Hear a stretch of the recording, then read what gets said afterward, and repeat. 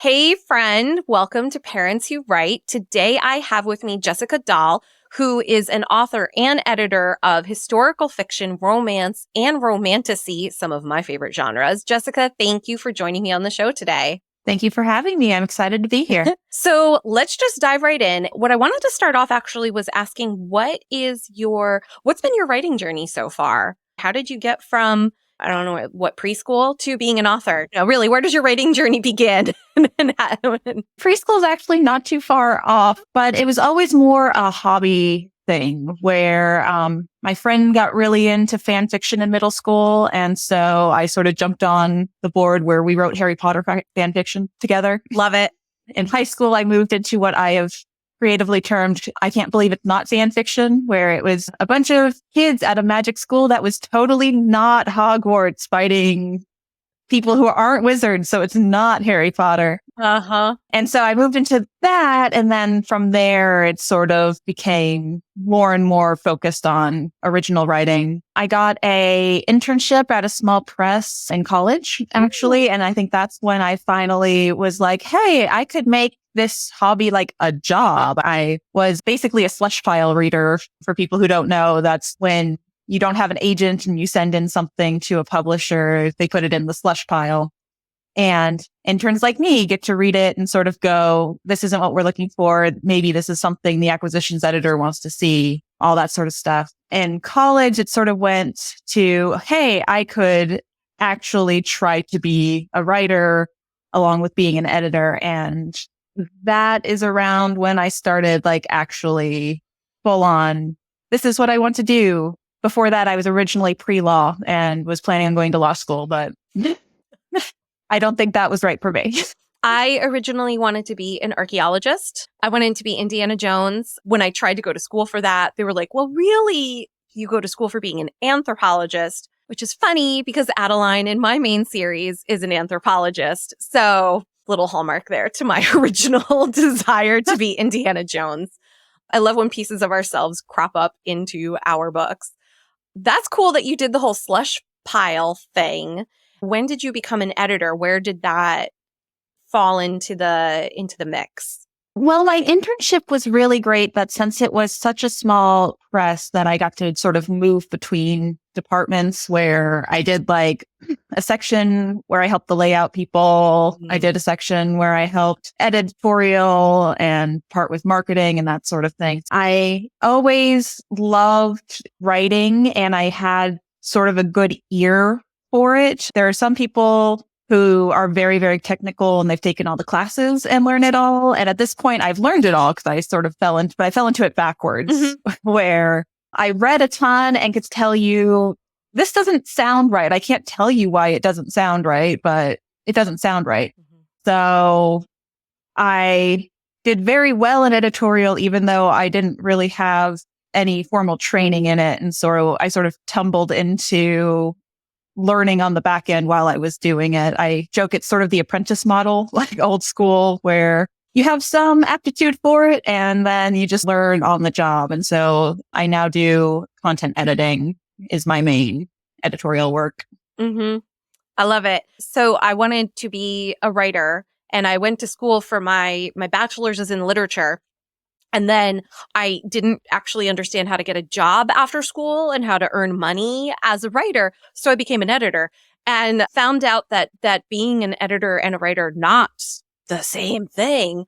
And so I managed to get my first editing job because they didn't require an editing test.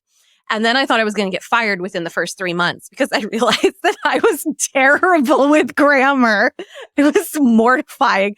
And so I did a crash course on grammar. And I had an amazing mentor, an amazing boss who was very patient with me. And I started working out on a science magazine. So she was great. I kept the job. Full disclosure, I finally left there as a managing editor. So I moved up and I took courses, but I learned it backwards. I got the job first and then I had to learn all the editing. So that's been fun. Yeah, but it's so true that editorial and writing are entirely different skill sets where I have one friend who is a coworker and she is an amazing line editor. Like She will find every single problem. She will rework the sentence you wrote, and it's beautiful. She said she tried to write her own novel, and she was like, is this as bad as I think it is? And I read it a little. I'm like, well, you could make something with it. She's like, yeah, it's bad. So it's just a different skill set that amazing editors can be awful writers. Amazing writers can be awful editors. And then you can work in between the two. Yes. So I'm a line editor now, and I love doing all of that stuff. Sentences are like puzzle pieces to me now. And I've taken tons of classes, so I'm very anal retentive. But yeah, being a line editor actually stopped me from writing for several, more than a decade, because my brain had switched gears and I couldn't get past the editor in me. I couldn't shut her up and say, dude, take a backseat, let the writer drive and get the story out and make it happen. So that shift was a challenge.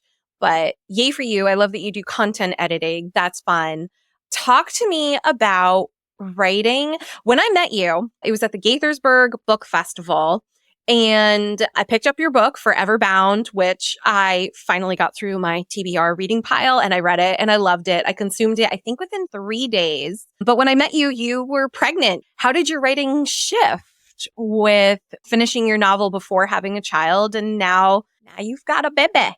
Well, not so much a baby anymore, right? Toddler now. Yeah, a toddler. And my story is that she was born the day I got content edits back for one of my books, Stars of Heaven. So where I was like in the hospital, 41 weeks pregnant, and my content editor with my publisher was like, oh, sorry, we got delayed. Here's your edit back and your editorial notes. And I was like, just so you know, I am literally in the hospital. It may be a little time before I can get this back to you. Yes. And so, yeah. And I mean, I had awful postpartum depression after giving birth and everything. I was so lucky that my publisher was understanding, because it was a good 6 months before I could touch anything again. I was like, I am underwater. I can't do anything now.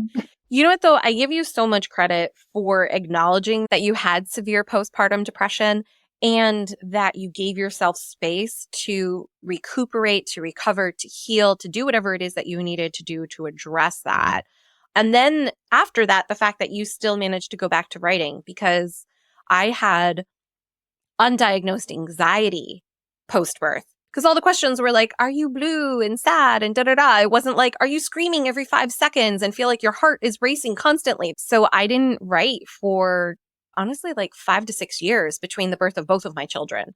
I just wanted to say that it's really cool that you were able to get back to it even within 6 months. I was really lucky that I had a wonderful support system for my depression, where my husband went above and beyond, where he was basically taking care of a newborn and me, where I could barely get out of bed. And my mom flew out from California and was helping. And so that was wonderful.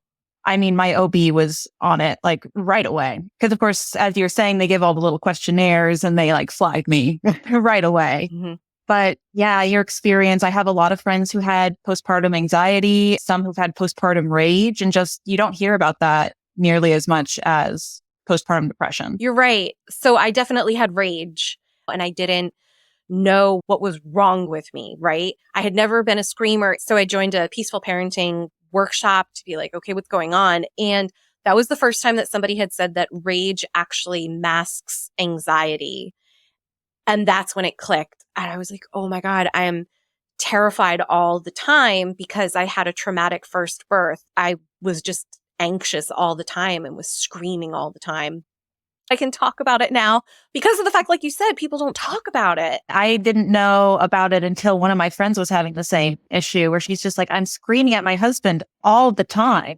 He's not even doing anything. And then you learn sort of in these mom networks that there's all these other fun things that hormones can do to you that no one talks about, because they're all talking about depression. Mm-hmm. Exactly. But how did your writing change after having your kiddo, after getting through the postpartum depression and finally getting back to finishing that next book? The book after that is A Dangerous Beauty. It was an interesting one to write because my publisher was going like, are you writing anything right now? And I was like, I've got my head above water. It's not that far above water, so I don't really have anything completed. And they're like, well, we wanted to try out this new platform. I had A Dangerous Beauty, which I'd been working on. It's set in St. Mary's, Maryland during the early colonial period. As a history nerd, I just found it a very interesting time period, and it probably would be a good one to write because either it's going to be a crazy long single book or it's going to be 2 volumes of something. Basically, the first book was the serialized part of Vela.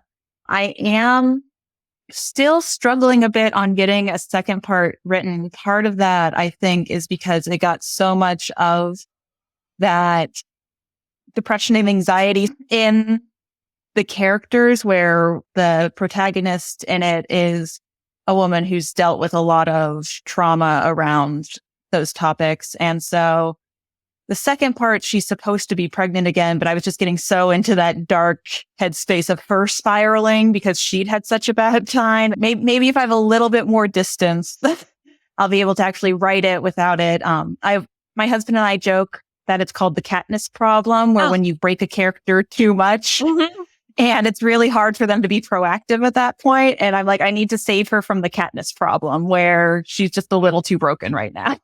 I love that you refer to it as the Katniss problem. That's a great reference. Let's talk about that research. As I said, I've read Forever Bound, and that one involves time travel. That is a tricky topic to cover in writing. What tips and tricks do you have with that? Because, the writers out there who don't have a content editing background or a line editing background who know how to track all of this and everything, how do you go about making that a bit more manageable for your brain? Well, I feel like for my version of time travel, I've got some issues in that the present day characters aren't affecting the past. They're sort of playing out, like it's a determinism sort of version of time travel. And so you don't have to get into a what if they step on a butterfly or become their own grandparent sort of time paradox. But what I found very helpful, where I wrote Forever Bound not long after one of my other author friends, Erica Lechtine, wrote her series, which is called the Flames of Times series. It's more young adult, new adult, but again, that romance, time travel sort of thing. And we just basically spent some time like quizzing each other on our own, like, but what if this happens? Yes. What if this happens? And I think you sort of need to go through all the different what ifs, especially where it was like, okay, so your characters actually like jump multiple places in time. How are they supporting themselves if they get lost in a thing? And she's like, oh, well, they could just steal their own antiques. And I'm like, but I've watched Pawn Stars and they have like patina experts and stuff. If they just brought something from the 1600s to today, it would be new, wouldn't it? And so we had to like work out all these little like, okay, so they have a safety deposit box they can put antiques in so that they age. But you need someone who's poking holes at all of your time travel until there's always going to be something that, especially in today's culture where you have Reddit subs and forums and you have the entire world poking holes at big properties, there's going to be something that someone catches you out about. But at least if you spend a lot of time playing the what if game, it helps a lot to have it solidly built to start with. So I love that. That's 100% true. I know personally, because I have magic in my world. And so I had to have a conversation with my husband and say, okay, I think my magic's going to work this way. And then he'd say, okay, well then does everybody have access to magic? Why do some people have access to magic and other people don't? How does it work if this happens? Or how is it misused this way? Or how are you going to prevent your main character from getting way too powerful? And so I was like, okay, what are the conditions around it? And so it's extremely important to ask the what if games. And also, if this is true, what are the potential consequences of that? So I love that you were having that conversation. And then considering that you write both romantasy and then also historical fiction, how do you incorporate research into your writing? Do you tend to do a massive amount of research first? And does that block you from getting your writing done? Or do you kind of make a list of the things that you need to research as you're getting your rough draft out on the page? What method seems to work best for you? Well, my first straight historical fiction novel was The Stars of Heaven.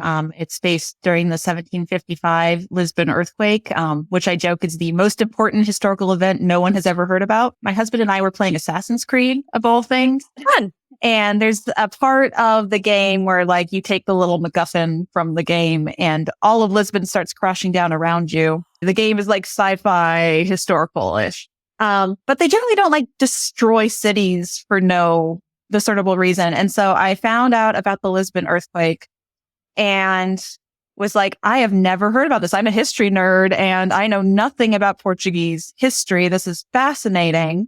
So I started into this like deep dive about this historical event. And for that one, it took years, honestly, because I had just fallen down this hole of, I know nothing about this.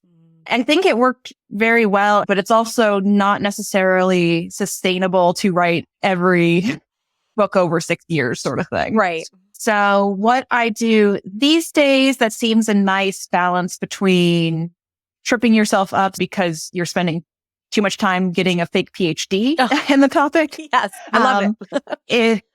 Is that I tend to try to find like a pretty comprehensive book about my topic, whatever it is. I'm currently working on one set in World War I. And so sort of found like a book about the Western Front, to who's where, what's happening where. Mm-hmm. And then once you have the major events and players, I then make a list of like, as I'm writing, things to write about, which seems to be helpful because you're writing forward and then you don't need to spend a year studying historical undergarments for the one scene where they're getting dressed. You just need to then Google like, what sort of underwear did they have? And so that way you're not writing into a corner where you said they met George Washington, but he was currently in Canada or whatever. So you sort of end up in the middle where you have enough to not go off the rails, but not so much that you're spending years and years and years studying one book. That was one of my biggest breakthroughs. Remember my trouble with being a line editor and not being able to write my story. I finally gave myself permission to write that shitty first draft and just get the ideas down. And my biggest discovery for me was using brackets and a yellow highlighter to make sure I didn't lose it, where it was like, insert clothing description here. Great. Keep writing. Let me get the plot down and the characters, insert discussion about food here. Describe castle here. And so, like you said, I was able to get my first draft down without getting hung up on, but I don't know castle structures and descriptions of architecture and whatnot. Yeah, description is entirely my Achilles heel. I am a dialogue strong writer and I have to then go back. I definitely do the brackets. My joke with Forever Bound is that my editor sent it back probably 4 or 5 times going, more description. And especially if she wanted more description about the romantic lead. And I'm like, you're objectifying my character. And she's like, it's a romance novel. Write how hot he is. And so I have brackets anytime I do. Yeah. Anytime I have new like romancy things, I'm just like, sexy romance description here. Yeah. And then I keep. So in my first book, Ruins and Redemption, there's a bridge that a lot of events take place on. And Adeline describes it as the Rialto Bridge because she's from our world. And the amount of research that I had to do into like looking at how is the Rialto Bridge made and like the covered tops and what is a balustrade versus the balusters versus the incline and like all these different bridge terminology. And I rewrote the paragraph describing that bridge. I can't even tell you how many times to make sure that it was like, it gave a feel and not just technical terms that people would be like, oh my God, this is boring as all hell. Yeah, fun times. Thank God for brackets. Yeah. And then you definitely have to find that balance where, for Forever Bound, the main character, Bridget, is making a castle hotel from a, like neo-Gothic building. So it's a newer version of a Gothic structure and then has an actual medieval keep on the property. Mm-hmm. And so all of a sudden I was like, oh, but there's these cool historic facts about it. And my editor's also like, but no, people don't need to know that the staircase is turning clockwise so you can fight with your right hand down. Like, and I'm like, okay, but it's a cool fact. I learned it for this. That is a really cool fact. I love that. That's a great thing to add in your newsletter for people about here's this really cool thing that I researched while writing my next book. Fun side note about Forever Bound. I appreciate so much the authenticity that you put into there. So it takes place in Ireland. And my father is obsessive compulsive when it comes to feeding me throughout my entire childhood Irish facts. So he speaks Irish. He has marched in every single St. Patrick's Day parade I could ever think of. He spent my childhood marching around my backyard, practicing the bagpipes. So there was a scene in the book where in the beginning, she gets that journal, diary, that book, and she's like, oh, it's written in Gaelic. And I was like, nope. The main character is not from Ireland. It's okay. We're gonna keep going. And then later on, Liam corrected her and he's like, it's Irish, not Gaelic. And I was like, yes. And so well done you on getting that correct. And so it is really hard where people will find stuff to trip you up on, but you got that fact. And so I wanted you to know that I was very happy and very proud of you that they speak Irish, not Gaelic. So yes, thank you. Where I had several beta readers being helpful, where I knew that one. Luckily, Forever Bound was actually inspired. In 2019, I got a chance to go to Ireland for 9 days. And we stayed in a couple castle hotels, which is sort of the impetus. And of course, you can read all the slang sites and all those fun things. But then you get into like, well, they live in Donegal. So are they going to say this, or is that a Dublin term versus a Cork term versus? And Ooh. so I was very lucky that I was able to connect online with couple Irish beta readers, one who's Scottish, and she's like, I'll at least help some things. And so that way I got things where I didn't know that Tylenol wasn't called Tylenol. Like I figured maybe the brand name was different, but it's paratemenol or something like that rather than acetaminophen. And so I'm like, even the generic's different? What? And so I had to like change that. And then they're like, oh, and it comes in like little foils, not in a bottle. And I was just like, you see, this is the stuff I wouldn't know. So thank you. Yeah. And so I like did my best because Bridget isn't an ugly American, but she is I made her more like, she's not that interested in it. She just likes the castle feels. Yes. And that way, and then that way she could get more explanation, which is helpful, I think, to the reader. But I didn't want the book to be ugly American. Like, I just don't happen to know what that is. Right. I love that. So that is such an important thing to point out to our listener here. And it's, if you are writing anything with characters from other countries, definitely advisable to find beta readers from those countries who can help fill in those details. Also for sensitivity reasons. You don't want to hit those sensitive stereotypes that would rub readers the wrong way. And you don't even know if you're enforcing a stereotype or not, right? So yeah, kudos to you. You did great. And so, yeah, even me as an American was just like, yes, she got it. I was curious though, if you have an Irish background. I have pretty much Bridget's background of my grandfather was very proud of, and so most of that family is even Scots-Irish. And so my husband always jokes, he's like, you're the Irish people who chased out the actually Irish people. And so like we have some like Northern Irish background, but it's more the like in the 1700s, they were there and then came to the US sort of Irish rather than anything directly tying. That's okay. I love it. I love that you pulled a lot of Bridget into you for that. Which was Forever Bound your first book that you published? Like of your three main flagship books, is Forever Bound the first one? It is Stars of Heaven, Forever Bound, Dangerous Beauty. So I came in the middle. Okay. So before we go, all of your contact information is available in the show notes. But do you have any last advice that you would like to give our listener whether it's something that made a really big difference for you in your writing career or just that motivational, let's do it talk. I think the biggest thing for me was the just let it suck idea of you can edit anything except for an empty page, where at some point you're going to be writing and halfway through and it doesn't sound like it did in your head and something's going off the rails. You just have to let it suck. The first draft, possibly even the second draft, you just got to start getting things there and molding it.